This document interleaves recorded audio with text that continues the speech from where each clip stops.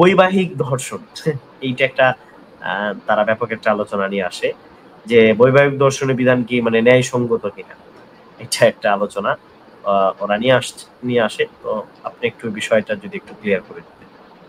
জি, ধন্যবাদ সিরাজি ভাই। যে আরেকটি এই যে নারী বিষয়ক সংস্কার কমিশন ওনারা আরেকটি প্রস্তাবনা নিয়ে এসেছেন যে বৈবাহিক ধর্ষণের একটি বিধান তারা করতে চাচ্ছে। অর্থাৎ স্বামী স্ত্রীর মধ্যে স্বামী যদি কখনো তার স্ত্রীর সাথে তার সম্মতি ছাড়াই যদি যৌন সম্পর্ক স্থাপন করে, তো তখন স্ত্রী তাকে ধর্ষণ করা হয়েছে, তাকে এরকম একটি একটি একটি সে দেখা যাচ্ছে মামলা তার স্বামীর বিরুদ্ধে করতে পারবে, যেটাকে বৈবাহিক ধর্ষণ হিসেবে তার নামকরণ করেছে এবং এটি করতে পারবে।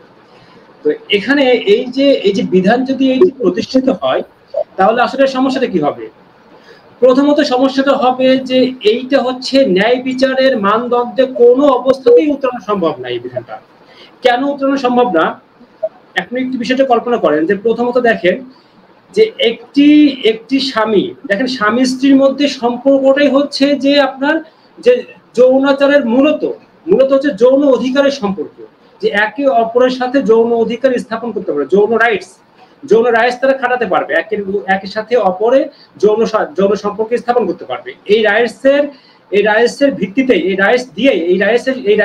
রাইটসের সম্মত হয়েই একটা নারী একটা পুরুষকে বিয়ে করে, আর একটা পুরুষ নারীকে বিয়ে করে। তো এখন এটি তাদের মধ্যে একটি স্বাভাবিক সম্পর্ক, স্বাভাবিক একটি কর্ম, যৌন সম্পর্ক স্থাপন করা নারী এবং পুরুষের মধ্যে বা স্বামী এবং স্ত্রীর মধ্যে।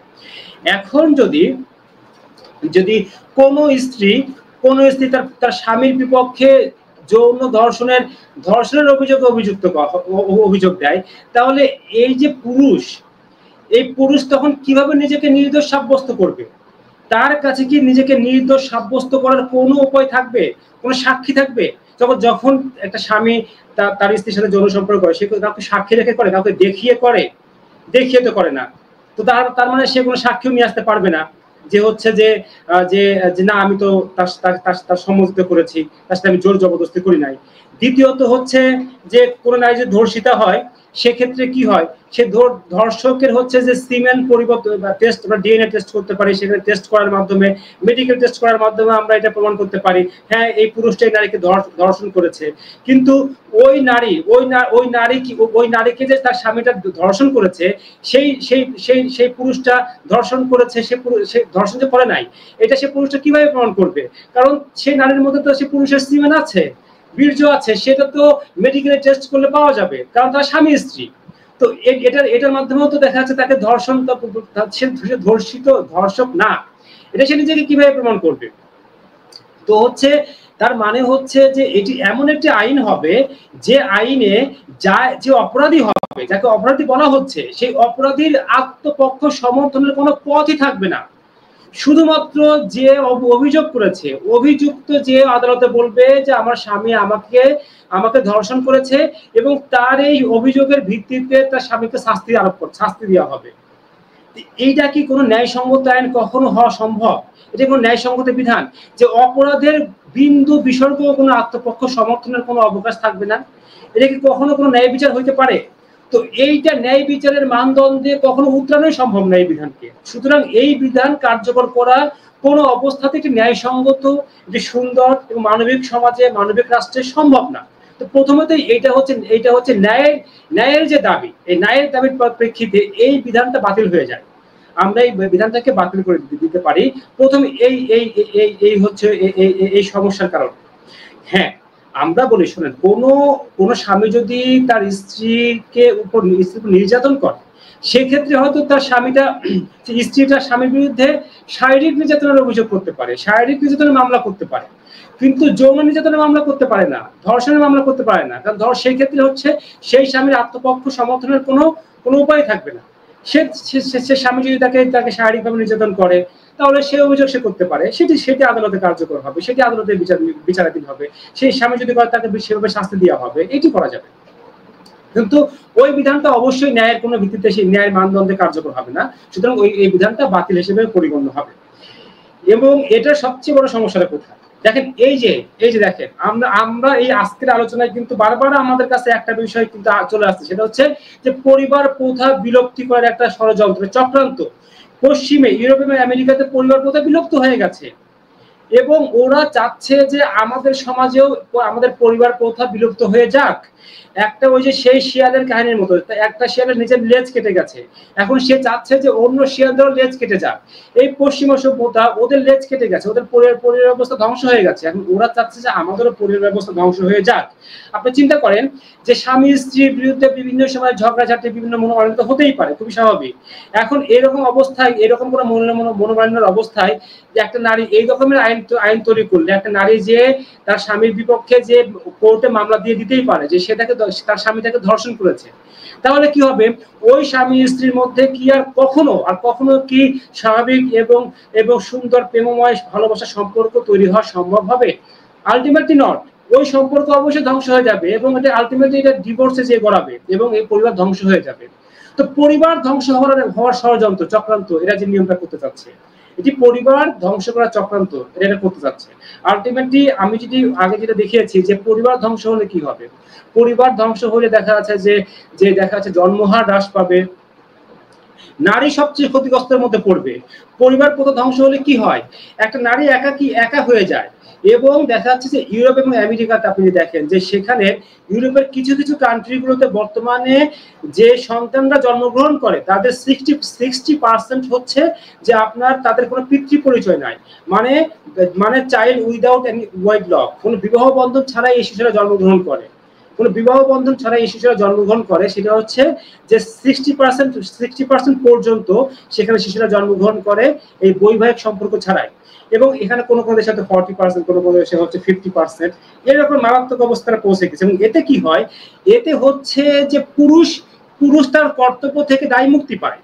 যে পুরুষের যে পুরুষের ওরস যাচ্ছে সন্তান, সে পুরুষরা সেই নারীকে ছেড়ে চলে যায় এবং এই সন্তানের সমস্ত দায়ভার সেই নারীর ঘাড়ে পড়ে। এবং এই জন্য দেখবেন যে ইউরোপ এবং আমেরিকাতে, আমি আমেরিকার পরিসংখ্যানটা বলি, আমেরিকাতে বর্তমানে প্রায় 1 কোটি নারী সিঙ্গেল মাদার, মানে সে একাকী মা এবং সে তার সন্তানকে লালন পালন করতেছে এবং ওই সন্তানকে লালন পালন করার জন্য তাকে কোনো পুরুষ সাপোর্ট করতেছে না, সে একাকী সে সন্তানের দায়ভার গ্রহণ করতেছে। এবং যে পুরুষের সেই সন্তানটি, সে পুরুষ সম্পূর্ণ দায়মুক্ত হয়ে গেছে। 1 কোটি, চিন্তা করেন যে 1 কোটি এরকম নারী আছে তারা একাকী মা এবং সেই সন্তানের সমস্ত দায়ভার ওই নারীর ঘাড়ে। এবং কি যে দুর্বিষহ জীবন! আপনি উইকিপিডিয়াতে সার্চ দিয়ে যদি আপনি দেখেন যে আপনার সিঙ্গেল মাদার নামে যদি আপনি সার্চ দিয়ে এখন যদি আপনি চেক করেন, দেখবেন যে এই নারীরা কি দুর্বিষহ জীবন যাপন করে, এই একাকী মায়েরা। তো এবং হচ্ছে এই রকমের এই যে পরিবার না থাকলে এই সমস্যার সৃষ্টি হবে, নারী সবচেয়ে বেশি সমস্যাগ্রস্ত হবে। এবং দেখেন সেক্ষেত্রে সন্তানের অধিকারও দেখে, এই সন্তানরা যারা একাকী মায়ের আন্ডারে বড় হয়, এরা কোনো পিতৃস্নেহ পায় না, পিতার ছায়া মমতা, ভালোবাসা, মায়া মমতা তারা পায় না। তারা কি অবস্থায় জন্মগ্রহণ করে? তার মানে স্ত্রীর, নারীর অধিকার লঙ্ঘিত হয়, সন্তানের অধিকার লঙ্ঘিত হয় এবং এবং এবং জন্মহার হ্রাস পায়। যে এরকমই যদি হতে থাকে তখন নারীরা কি হয়? নারীরা বাট ন্যাচারাল, তারা বেশি সন্তান নিতে চাইবে না। বেশি সন্তান না হইলে জন্মহার হ্রাস পায়, যেটা ইউরোপের বর্তমানে সবচেয়ে বড় সমস্যা।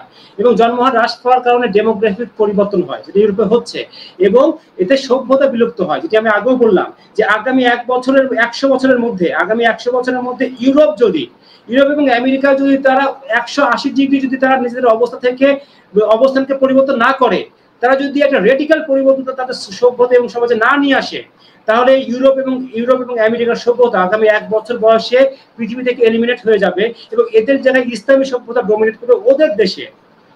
কারণ ইসলামী মাইগ্রেশন হচ্ছে, ইসলামী কনভার্সন হচ্ছে এবং অন্য দেশের লোকেরা যায় সেখানে বসতি স্থাপন করতেছে এবং ওদের নেটিভ যে জনসংখ্যা সেটা কমে যাচ্ছে, অরিজিনাল ইউরোপিয়ান এবং শ্বেতাঙ্গদের সংখ্যা কমে যাচ্ছে। এবং ইউরোপ ধীরে আপনি আজকেও যদি দেখেন যে কি ব্যাপক হারে সেখানে ইসলামাইজেশন হচ্ছে, মুসলমানদের সংখ্যা বাড়তেছে। তো আপনার যদি মুসলমানদের সংখ্যা যদি 12 কোটি যদি না চান ইউরোপে, তাহলে ইউরোপে ইন্ডিয়াকে আপনি বলেন যে আপনি এই পরিস্থিতি থেকে বের হয়ে আসেন, পরিবার কোথাকে আপনি সেখানে এস্টাবলিশ করেন। যে এখানে দেখেন আজকে হচ্ছে ডোনাল্ড ট্রাম্প কিছুদিন আগে সেটা ঘোষণা দিয়েছে যে আমেরিকাতে কোনো নারী যদি 6 কিংবা তার অধিক সন্তান গ্রহণ করে, অধিক সন্তান জন্ম দেয়, তাকে রাষ্ট্রীয়ভাবে সম্মানিত করা হবে এবং তাকে মেডেল দেওয়া হবে। চিন্তা করেন ওরা এই পথে এখন আসতেছে, আর ওরা তাদের পথ পরিবর্তন করতেছে। আর এই নারীবাদীরা এই নারীরা, এই সংস্কার কমিশনের এই সমস্ত নারীবাদী এই সমস্ত মূর্খরা এরা ওই নিয়ম আমাদের এখানে বলবৎ করার চেষ্টা করতেছে, যে নিয়মের কারণে আমাদের পরিবার প্রথা বিলুপ্ত হবে এবং এত এত সমস্যার সৃষ্টি হবে। জি সিরাজি ভাই। হ্যাঁ, তো এটা ছিল ভাই, অসংখ্য ধন্যবাদ চমৎকার আলোচনা করার জন্য।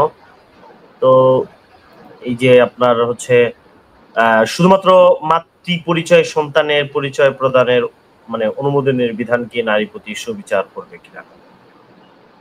জি, মানে এই যে শুধুমাত্র মাতৃ পরিচয়টা। আচ্ছা হ্যাঁ, ওনারা এই সংস্কার কমিশনের আরেকটি সংস্কারের হচ্ছে যে ওনারা প্রস্তাবনা দিয়েছেন যে নারীরা শুধুমাত্র হচ্ছে যে সন্তানেরা শুধুমাত্র মাতৃ পরিচয়ে পরিচিত হতে পারবে। অর্থাৎ যে আপনি যখন বার্থ সার্টিফিকেট লিখবেন, যখন আপনার এনআইডি কার্ড হবে, তখন এই বার্থ সার্টিফিকেটে সন্তান শুধুমাত্র তার মায়ের পরিচয়ে পরিচিত হতে পারবে। সেখানে পিতৃ পরিচয় যদি মা যদি চায়, তাহলে সেখানে পিতৃ পরিচয় উল্লেখ নাও করতে পারে, তার পিতাকে এটা সে উল্লেখ নাও করতে পারে। এরকমের একটি নিয়ম, এই অধিকার তাকে দেওয়া হোক, এরকমের একটি নিয়ম তারা সেখানে তারা তৈরি করার জন্য প্রস্তাবনা দিয়েছে। এখন দেখেন, আমরা বারবার যেটা বলতেছি, এই নারীবাদীরা, ঠিক আছে, এদের মেন হচ্ছে যে মেন এজেন্ডাই হচ্ছে যে পরিবার প্রথাকে ধ্বংস করা, নারীর এবং নারীকে নির্যাতিত করা, নারীর অধিকারকে খর্ব করা। ওরা দেখেন কতটা গান্ডু, ওরা মনে করতেছে এই নিয়ম তৈরি করলে নারীর অধিকারকে সংরক্ষণ করা হবে।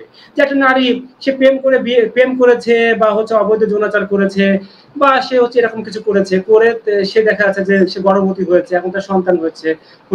এখন এই সন্তানকে সমাজে সে বড় করবে, এই জন্য তার সেই সন্তানের পরিচয় তাকে দেওয়া দরকার। তাহলে এই নারীকে অধিকার দিতে হবে তারা যেন পিতৃ পরিচয় না দিয়েই সন্তানকে দেখা যাচ্ছে যে নিজের পরিচয় পরিচিত করে সমাজে বড় করতে পারে।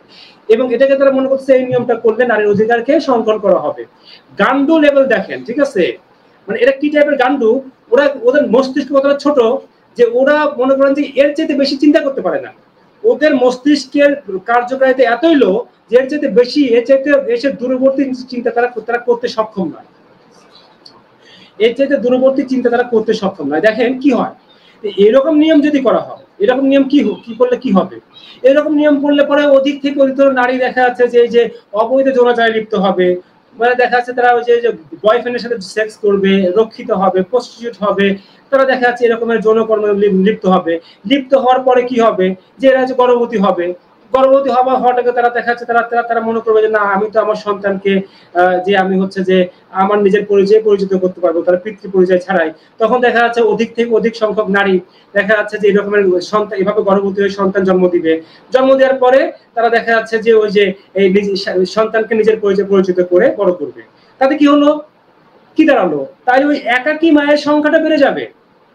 আপনি চিন্তা করেন, যেটা আমরা আলোচনা করলাম একটু আগে, যে একাকী মায়ের সংখ্যাটা বেড়ে যাবে। আর একাকী মায়ের সংখ্যা বাড়লে একাকী মায়ের যে দুর্বিষহ জীবন আমরা যারা দেখেছি ইউরোপ এবং আমেরিকাতে, একাকী মায়ের যে দুর্বিষহ জীবন, এই জীবনটা তখন সে নারীটাকে পালন করতে হবে। তাহলে কি হবে, আলটিমেটলি কি দাঁড়ালো, আপনি যদি নিয়মটাকে স্ট্রিক্ট করেন যে কোনো নারী এমন কোনো সন্তানকে জন্ম দিতে পারবে না, তার পিতৃ পরিচয়হীন সন্তানকে জন্ম দিতে পারবে না এবং সামাজিকভাবে তাকে হচ্ছে যে বড় করতে পারবে না, তখন নারীরা চাইলেও, তখন নারীরা কনজারভেটিভ হয়ে যাবে। নারীরা তখন আর এই ধরনের বিবাহ পর্যন্ত যৌন সম্পর্কে জড়াবে না। এই না জড়ানোর কারণে নারীর অধিকারকে সংরক্ষণ করা হবে। তখন নারী আর একাকী মা হবে না, তখন সে চাইবে, সে নারীটাও চাইবে যে আমি যৌন সম্পর্ক করলে বিবাহ বন্ধনের মাধ্যমে আমি করবো।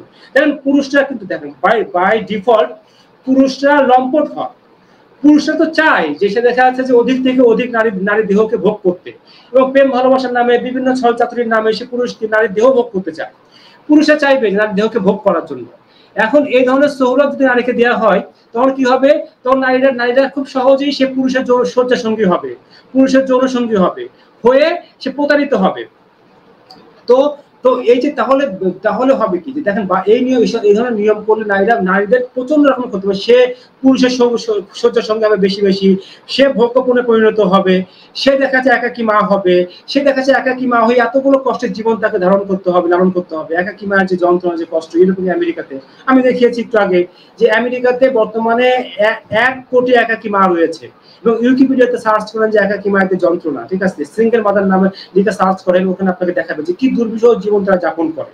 সেখানে মায়েদের অধিকার থাকে না, নারীর অধিকার খর্ব হয়, সন্তানের অধিকার খর্ব হয়। তো এরকমের সোসাইটি ওরা চাচ্ছে, এই যে নারী বিষয়ক সংস্কার কমিশনের এই মূর্খরা, ওরা চাচ্ছে আমাদের রাষ্ট্রে এরকম নিয়ম হোক, আমাদের পরিবারগুলো ধ্বংস হোক, আমাদের নারীরা এরকম দুর্বিষহ জীবনযাপন করুক, ওরা এটাই তো চাচ্ছে। ঠিক আছে, তো এরা হচ্ছে ক্রিমিনাল।